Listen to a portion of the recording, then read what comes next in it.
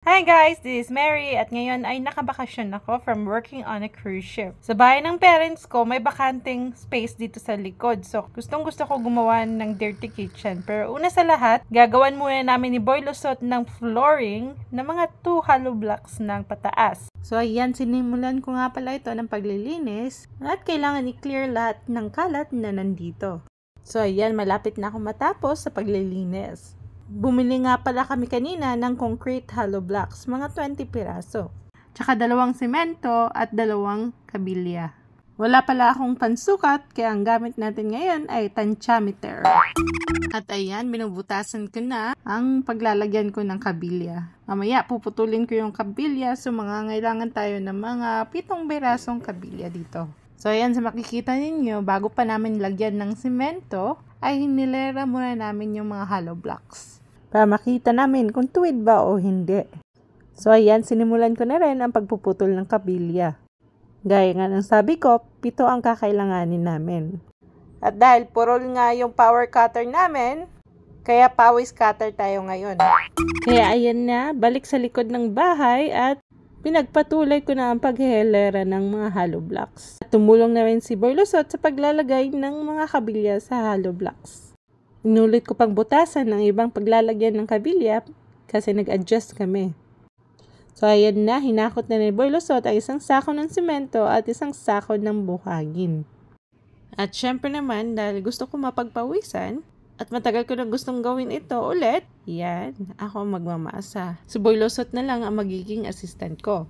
Alam niyo bang high school pa lang ako, tumutulong na rin ako sa pagmasa ng semento at pag-arrange ng hollow blocks. Maliban dyan, dahil kasunod ako ng ate ko ng panganay, ay kami na rin gumagawa ng mga panlalaki. Binubuhat namin ng hollow blocks o buhangin mula sa kalsada papunta sa amin. At dahil medyo payat pa ako dati, ako lang nakakakyat sa bubong, ako lang din ang kaya ng bubong namin, kaya naging trabaho ko na masilyahin ang lahat ng pinagpakuan ng yero.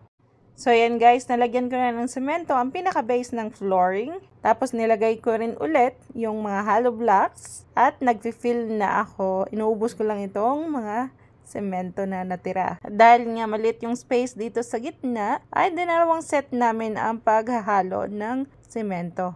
At ayan, sa makikita nyo, sumalid na yung ate ko, panganay namin. Wala na siguro siyang magawa. By the way, teacher yan sa public high school. Magko-construction muna daw siya, part-time. At ayan, may katulong na ako sa paghahalo ng buhangin at semento. At pinalagyan na namin kay Boy Lusot ng tubig. Hindi ko na pinatulong si Boy Lusot kasi medyo sensitive yung skin niya. Kaya pinagbawalan ko siyang magmasa ng semento. At ayan, tapos na ako sa first layer. Nandito naman si Boy Lusot para i-assist ako sa hollow blocks lang. At malapit ng dumilim, kaya kailangan na namin tapusin ito. Nagbubuhos na ako ng semento. Na naman, ito na ang last layer. Kaya pagkatapos nito, patutuyuin na lang at aabunuhan ang buong area. By the way guys, 5x4 pala yung haba nito. 5 hollow blocks at 4 sa side na to. At tinulungan na naman ako ng ate ko na i-fill ito para mas mapadali.